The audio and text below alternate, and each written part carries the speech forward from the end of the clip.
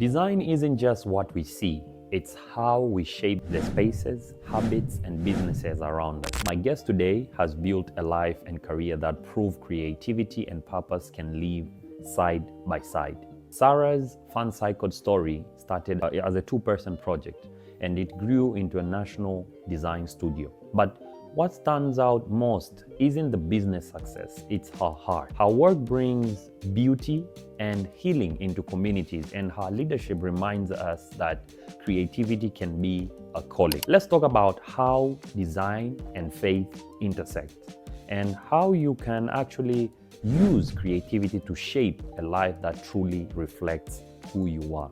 This is the SelfSeed podcast, and let's get on a creative journey together. Let's go. Welcome to the podcast. Welcome, Sarah, to the podcast. And thank you so much. To kickstart, I just want you to take us back to the early days. What was that moment when FunCycled shifted from being a creative hobby into something bigger? And this is how we are just trying to break the ice and for the listener to enjoy and get to know who Sarah really is. I appreciate that question. It's a good one. Basically, when I started FunCycled as a furniture repurposing company, I started it in a creative way, but I didn't think it would turn into the business that it has become over the years. So I thought it would be a side hustle I was working in the IT industry, and I had two little kids. And so I wanted something that would give me some flexibility to be home with them and not have to have them in daycare all the time. But I would say within the first year, I knew I was onto something because I had about a 6-month wait for any custom furniture work. And I was doing as many as I could, probably 8 to 10 pieces a week, custom. And I knew, once you start getting 6, 7, 8-month waits, that you're probably picking a business that's worth growing. And a year and a half into owning the business, so 4 months in, so January of 2012 is when I started FunCycled, but 4 months in, I was making the same as my other job. So I quit my job in the IT industry, and then a year and a half after I started it, my husband John joined me so that we wouldn't have as long of waits, and we scaled it to offer kitchen cabinet painting.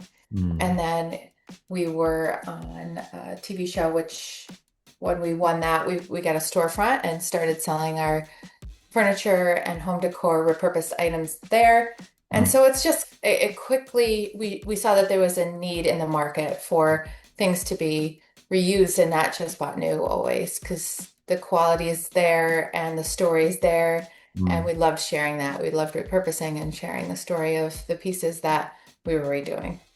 I like that. It was there was a clear line, there was a clear place, that a clear note that made you realize, okay, now I think I can leave this and focus on this.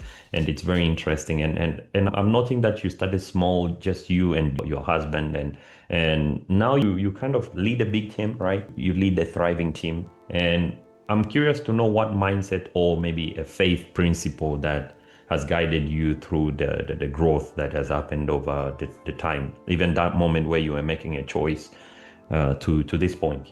I would say faith is a huge part of our life. We're Christians, and so it's a huge step. Every step has felt like a lot of prayer, a lot of asking God to direct it. As an entrepreneur, you probably understand this, but the idea of there are always what feels like 5 to 10 doors that are open. Just in the last 2 weeks, we've had some things open up where I was shocked, didn't expect them, and just kind of going, God, guide our steps, lead us into the best situation that you'd have us be in. And so I'm a huge believer in that, and asking God's guidance and wisdom and watching for where he's working and stepping into those things.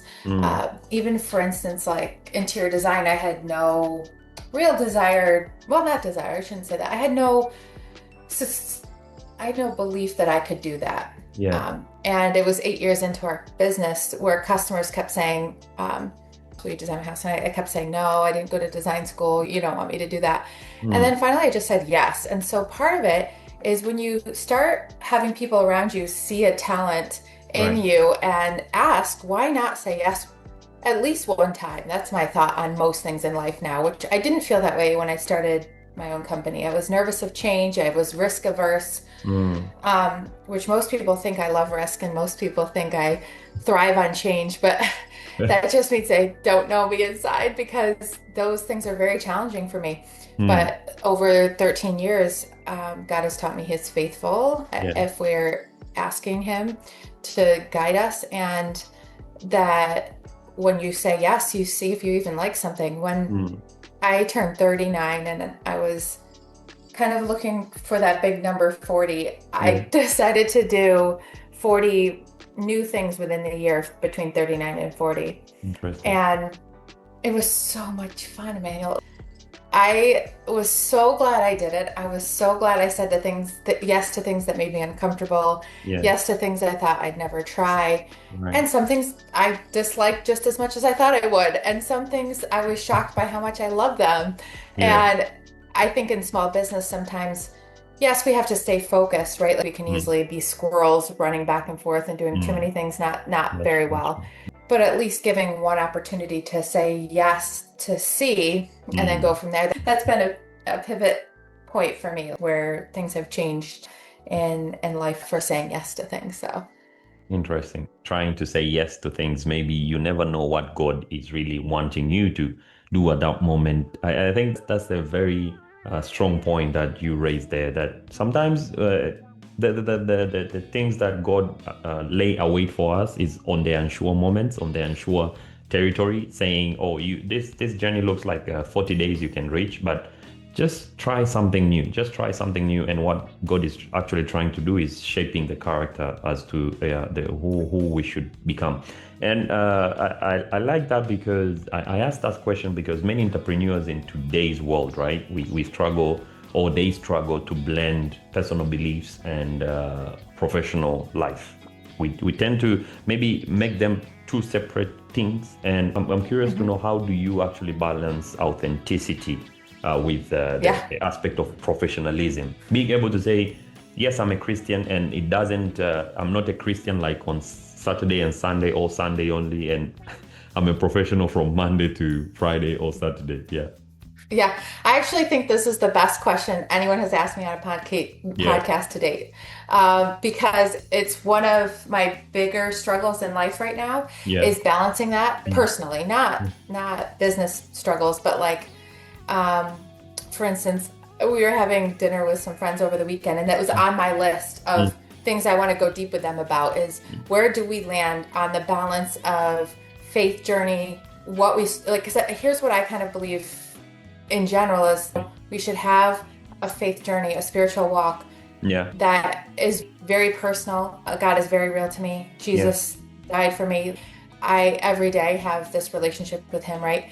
But I also believe, and so I believe in Jesus, and I believe what He did for us on the cross. But then from there's so many different conflicting, what I would call convictions. And so at what level do we say like a conviction is something I talk about on social media versus like, I'm not going to get in the weeds on things that are divisive or cause controversial. But I also struggle with that sometimes because I do want to be a genuine person. I want to be known as someone who's vulnerable and genuine. My rule of thumb business wise is I don't post anything political ever. I tend to focus on God's love for us, the fact that Jesus died for us. And then outside of that, I don't get too far in as of right now. You know, come back to me in a couple of years, that may change. I'm not sure if I'm like struggling because I need to be a little bolder, but I really do try to keep those things at the forefront because I think that's the most important thing. I think if God says everything can be hung on love your God with your whole heart and love your neighbor as yourself, if I can funnel my business conversation around those two things outside of business work, am I loving people well, and am I loving God well? And outside of that, as of right now, that's kind of the content I stay with. And if I'm one-on-one with someone, even a client, if they ask me my personal opinion on a lot of different things, my convictions on everything from what type of church to not church at all, to breath work, to meditation, to like, I'll be honest and share vulnerably. But I tend to, when it's talking in podcasts or bigger groups, that's what I'm struggling with right now, if I'm being honest. I like the aspect that you just highlighted. One of the principles is love your neighbor as you love yourself. That's one. loving your neighbor. And I think the other thing that is important as to remove the barrier is, itself, the Bible instructs us to work in anything we do, work with all our might and all that, so that the people outside could be able to differentiate. And I think that's also another thing that we can integrate into, so that when someone sees that Sarah is working on this, they know just like, why is she always diligent in her work? Why is she faithful in her work? And all that, it raises, it blends the two things. And thank you very much for giving me that. And I pray and I hope that you eventually get to have clarity on that. And yeah, I mean, it's interesting that you say some of your clients also told you that, would you be able to do interior design for me and help me in this and all that? And it brings me to the concept of a healing design, right? I did an apprenticeship with one social organization, and in that we actually did it's more based on environmental psychology, on how our environments can influence our concentration, etc., our daily life, our moods and all that. And I'm curious to know, how do you define a healing design? And in that essence, can a space or even a business truly help someone heal from whatever that they're going through? I believe that.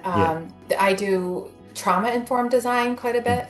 Mm. And what we focus on within that is a couple different things. It's the colors. There are so many different research and studies that talk about what colors, emotions they evoke, the clarity within the space. So things like symmetry, even the shapes of the furniture.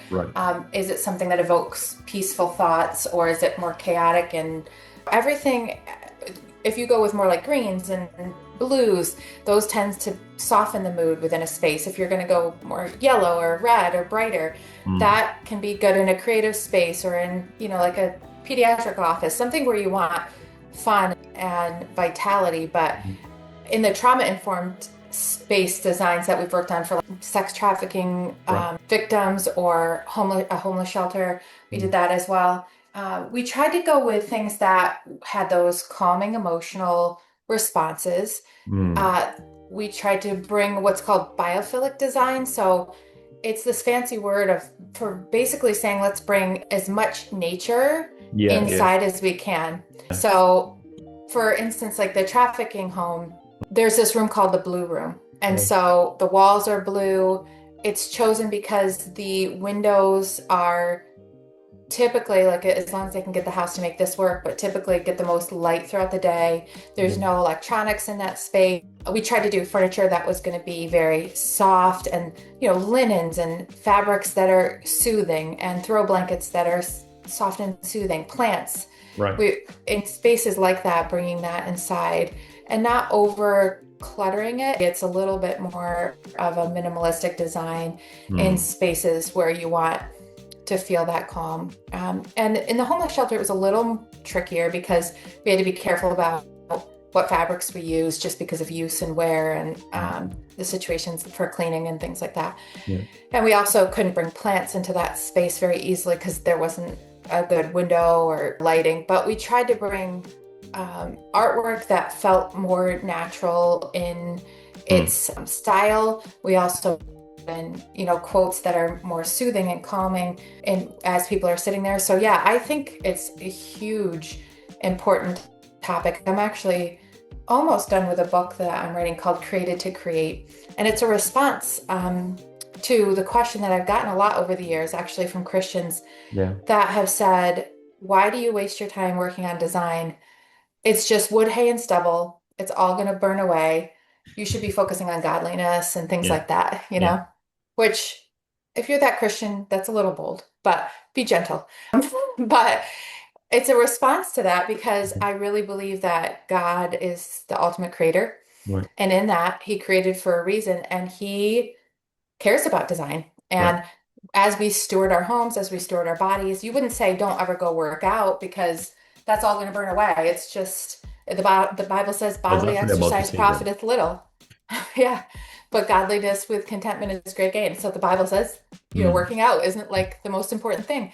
But we wouldn't say that in our bodies, but we will say that about our homes. And I think it comes from this depth of like, the luxury mindset where we're just lavishly throwing away all this money and it could be helping other people. And that's not my response to emotional design that helps our emotion. It helps with hospitality. It creates sacred spaces for those moments of quiet and peace and connection with God.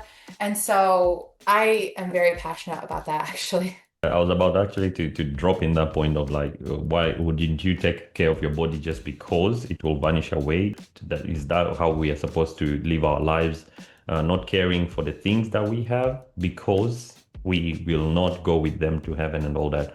But it shouldn't be that these things, what is being prompted to us is not to not cause, these things should not be distractions in our fellowship with God, but doesn't mean that we should not. It's like I saw one podcast and one guy was asked about wealth and all that for Christians. Is it bad or good?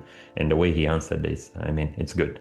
And now I'm coming back to the part of women creativity and entrepreneurship, the aspect that seeking to see how you can encourage and help other women founders and all that. And I just want to highlight as what advice would you give to women in with big creative ideas or big creative dreams, but maybe they fear taking that first step? Yeah, I mean, I always say pray about it a lot, and then also just step into it in a way that's not highly full of debt. I did everything basically debt free for the first 8 years of our business. So it didn't feel like high risk to me because I felt like, okay, if tomorrow there isn't a need for this in the market, I can go back to what I used to do, you know? So that feels to me like the lowest risk when you're saying to a creative or anyone thinking about starting your own business. Sometimes they get stuck. I've seen with entrepreneurs over the years, they get stuck so long in the creative mindset of the idea of a business that they don't actually just try, you know.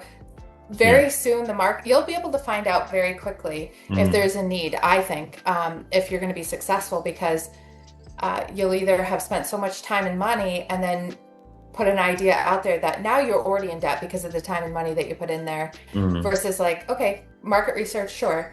Asking around to the people who you know and love well. Does this seem like a gifting? Does this seem like something I could do well? And if you're getting resounding yeses, then start it as low cost as you can and build from there and trust God with the results. And I've started parts of our business that were not successful, and I closed that. Like I started doing home staging, for instance, for a few years, 4 houses on the market. I did not like it. To me, it just was so much inventory you have to carry, so much manpower you need to stage the whole house, and then it could sell in a day. And so it, to me, was not worth it, and I just pivoted. That's the beauty of small business. And I was actually chatting with my husband, John, about this over the weekend.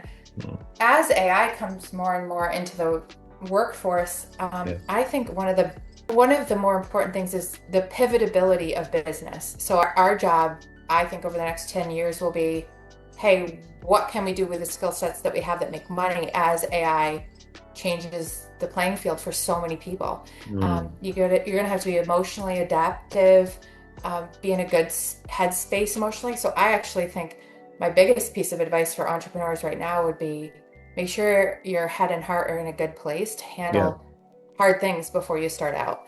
Because if you haven't worked through your own problems and struggles or mental struggles, it's going to amplify. And so, especially over the next 10 years, those are the things that are going to be game changers, in my opinion. Powerful. I like the way that you started as pray over the idea, pray over it. And the second thing is starting it debt free. I like the aspect of just start, but yet be mindful to start it without any debt, so that you're able to pivot, you're able to experiment and all that along the way without any setbacks or something. And we shouldn't fear the aspect of just starting. Thank you very much, Sarah. Thank you very much. And I have a tendency of redefining success. I have my definition of success, and it's not what people should necessarily agree with me. And what does it mean? What does success mean to you, especially now compared to when you started your journey and all that? I would say success for me is living a life that is, there's so many different things, but I would say I want to look back and say I did that well. I ran the race well. And that does not mean financial It doesn't mean I have the biggest bank account. Right. If anything, it means time with the people I love. It Yeah. means time to do ministry, to help people. Right. It means being a friend to many, which actually has cost probably me the most money in my whole life, is making time for community. But to me, that is more important. I want to get to my funeral and people say she pointed me to Jesus. She lived a life that made it easy to believe that God is real. Yeah. And so in that means typically risk. It means typically less money. Yeah. And then time freedom, the freedom, like when I get to 50, 60, I want to be able to have the flexibility of time. And that's not necessarily just for selfishness either. Right. Yes, I want the freedom to be with my kids, and as they have kids, to be with my grandkids. But I also want to be able to have coffee with women and encourage them in their faith. I want to be able to have that flexibility of time. So for me, that's success, the flexibility of time and resources to help others, more than it is like throwing 6 figures in my bank account and feeling good about myself because of it. May God bless your journey and may it come to fruition. And yeah, you empower others as you get to be empowered by God. Yeah. And to just bring all of that to a good health, to a very calm state. If someone is listening right now, either young, old, wherever they're listening from, and yeah, whatever part of the world they're listening from, if they're listening and they want to merge, I know this, you haven't figured it out like 100%, but you could walk us through what you're trying to do. If someone wants to merge faith and business, where should they start, or where did you start? You know, like practically how, because you told me you're on the way and you hope that one day you will eventually get there. So how do they also start this week? Or yeah, so for us, I can only speak to my experience. What we try to do is weekly on Sundays, we'll try to bring in some type of encouragement or scripture or faith moment on our social media that just hopefully refocuses our followers to what we believe a Sabbath would be, rest and revival of the spirit. And then from that, one of the things that I just try to do is, and it's not every morning, but I'm trying to do it every morning, is asking God to open the doors ahead of me and give me the words to speak his truths and lead me by his Holy Spirit. And even though we have that head knowledge, we want to be used by God, right? We want to say things that point people to the Lord. It's that act of asking that brings it to my mind every day. And I was really encouraged in that in our one of our pastor's recent sermons on prayer was like, are you reading and asking God for that? And then once those two things, sorry, do you want me to start over because my dogs are barking? And then the other thing I would say is, as I'm meeting with clients, for instance, I try, if God is part of our lives, right, it should be easy to talk about him. Yeah. It shouldn't be this forced, oh, let me make sure I say God's name. Right. It should be like our casual conversations. We're happy to talk about our kids. We should be happy to talk about our God. Right. So when they say this morning, hey, how was your weekend? I'll be like, oh my goodness, it was great. Sunday we had church and I was in a leadership meeting for 3 hours after that for this women's event for our church coming up, and I loved it. Like, because I can say that genuinely. I'm excited to reach women for Jesus. And so just giving those opportunities to really naturally say what God's doing in us, I think opens the doors so often. And it's that personal. Sometimes we want to throw so much on social media, which is good. Like, I'm not saying don't inspire people on social media, but in our practical walks, I've seen a lot of people throwing things on social media, but then when I'm with them, I'm like, oh, I do not get the love of Jesus coming from you. Yeah. So it's like, how do we start here? Start in our home, start in our house, start with our clients, start over coffees. Right. And then ask God to bless the bigger platform and give us wisdom for what we should say and when we should say it. Powerful. I like that. I like the essence that you just start and pray, just God is able to merge all of these aspects, not necessarily you being all, how do they call it? Do they churchy and all that? Not you preaching, but you're able to, your daily actions are able to speak louder than what the words that you utter, and people are able to come to the realization of who you believe in, your faith and all that. Sarah, thank you very much. And your journey is one that is inspiring. actually. And when you approached me with the idea, I think I was intrigued by the aspect of being able to merge faith and business and being able to follow your purpose and all that. And your journey shows that creativity can be both a business tool and a personal transformation path. So before we wrap up the podcast, what challenge would you leave my listeners, the self-seeders? I call them the self-seeders, everybody listening to the self-seed. What would you leave the listeners with? Err on the side of risking, err on the side of community and giving, because that's one thing in my business for years. I didn't really like go to networking events or give to people, or not that I didn't give to people, but on a bigger risk side of things. And the more I've done that, the more I've realized like God's got this. He's got the finances, he's got your plan, he wants your heart. And so trust him with those bigger details and ask him to lead your heart into what's true, and he will. Powerful. And risk and faith, and just have that passion, understanding that God will give everything. If you're able to give, then you're creating space to receive, because if your bottle is full, why would he add more? Thank you very much, Sarah. Thank you for your wisdom. Thank you for your encouragement. Thank you for your passion, because your passion speaks louder. It seems that you're enjoying what you do, and you are enjoying also the outcomes that it's helping. It's enabling you to be able to empower others. And I like that. I really like that. Thank you for coming to the podcast. And this is that point where, Sarah, you get to speak to the audience also on how they can follow along your journey. They can connect with you, and maybe they can also support your business and all that, and explore FunCycled. Yeah. Well, first of all, thank you so much for having me on here. This has been a treat. It feels like I'm just hanging out with a friend.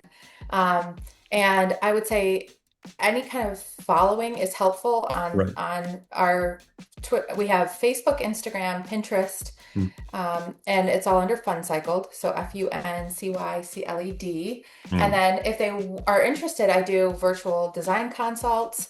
I have a blog where you can see free DIY tutorials, and that's all on funcycled.com.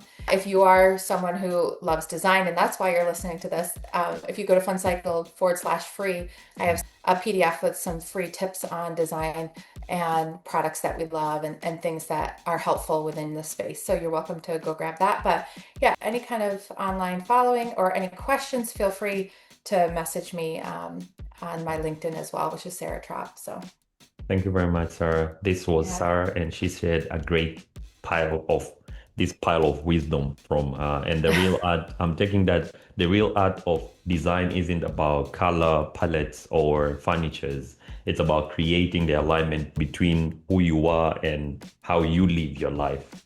So that's so beautiful. Can I quote you? That's great. Yes, you can. And so I think this week, if it's not the listener, then maybe I get take time to build something, maybe a habit. As I continue to build, I pay attention to a habit, a project, or a vision that can continue to reflect my true self, because I've loved doing that. And so you have even, I think, fueled me to continue down that path. Thank you very much. And to the listener, maybe until next Tuesday, keep growing, keep creating, and keep planting the seeds of the future. I hope this episode will be useful to the listener. Thank you very much, Sarah, for being on the podcast. Thank you for sharing all the wisdom. And thank you for asking all the great questions that prompted that, and for inviting me.